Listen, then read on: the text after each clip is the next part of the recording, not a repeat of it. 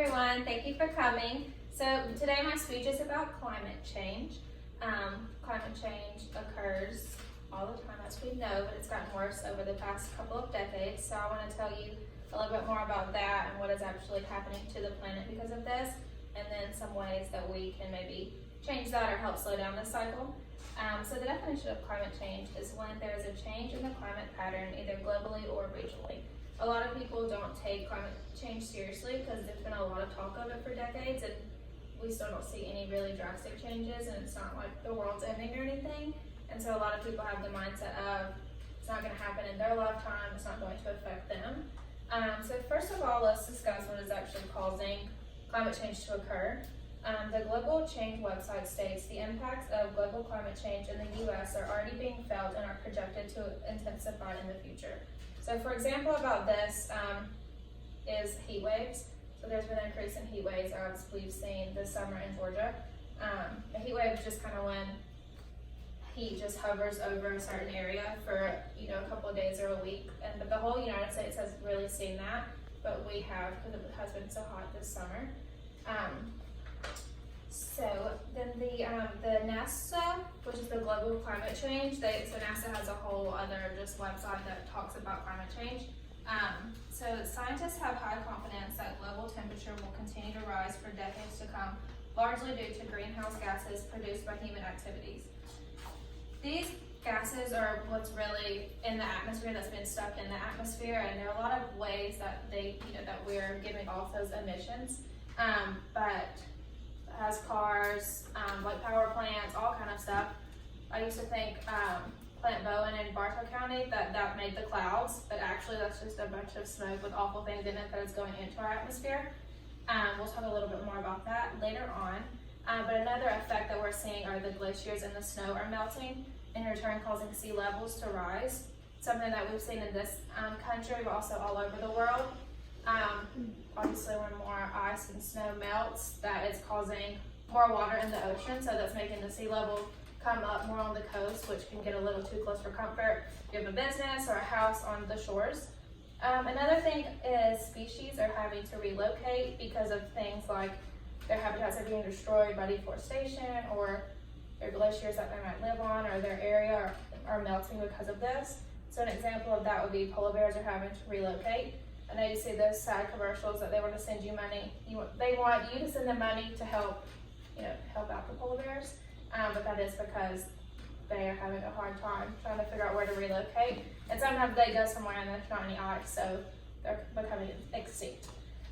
If deforestation was reduced, a difference would be seen in levels of the atmosphere. When deforestation occurs, not only are animals' habitats being destroyed, but also tons of carbon dioxide is filling the air, which is causing major pollution levels to rise in our atmosphere. So some ways we can help reduce the effects to our planet. One way that we can help slow down the cycle of climate change is purchasing electric cars. A lot of people, that scares them, that makes them feel uncomfortable because electric cars, that just sounds more expensive to me than the cars that we drive now. So the way, I listen to podcasts a lot, and they were talking about, I found one that talks about climate change, and he did a whole episode about to lower emissions. And so electric cars, actually it saves you money in the long run because you're not having to get oil change.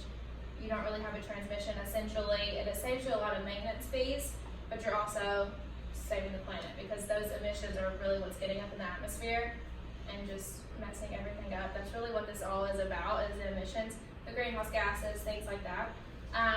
Something else is the plastic. We all hear that we need to reduce the amount of plastic that we produce as a country and just worldwide. So think about, I bought a reusable cup because it makes me feel better, but I go through a lot of water bottles. So that's a lot of plastic that I'm just producing myself in one day. If you're at a restaurant and they give you plastic silverware, it's wrapped in plastic, that is plastic.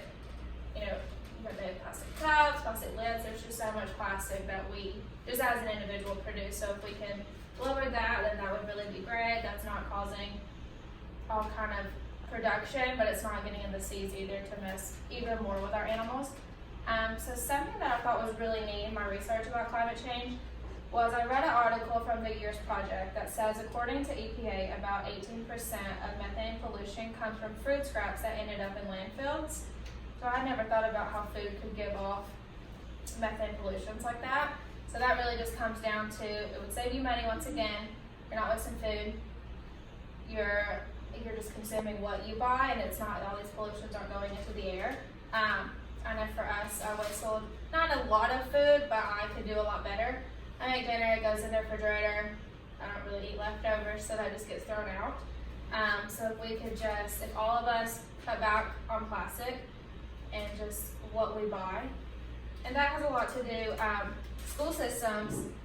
So how every child goes through the lunch line, they make their children take 5 items, because that's just the standard nutritional of what a child needs, I guess, for lunch. But the teachers tell them to take it even if they're not going to, because that's just standard for what they have to do. So I think if we re-educated, obviously our school systems, but if you're learning when you're a little kid, you know, if there's some lesson to be taught in that there is, then you're being conscious about that from when you're little. So that would really add into that food scrap part of all of this. So I hope you guys learned something about climate change. This was a really fun topic to research. I learned a lot, and it's definitely made me want to be more cautious of what I'm putting into the world, how I'm taking care of our planet, because it's not, we think it's going to be here forever, but if we don't take care of it, it won't be. So I hope you guys learned something, and thank you guys for coming.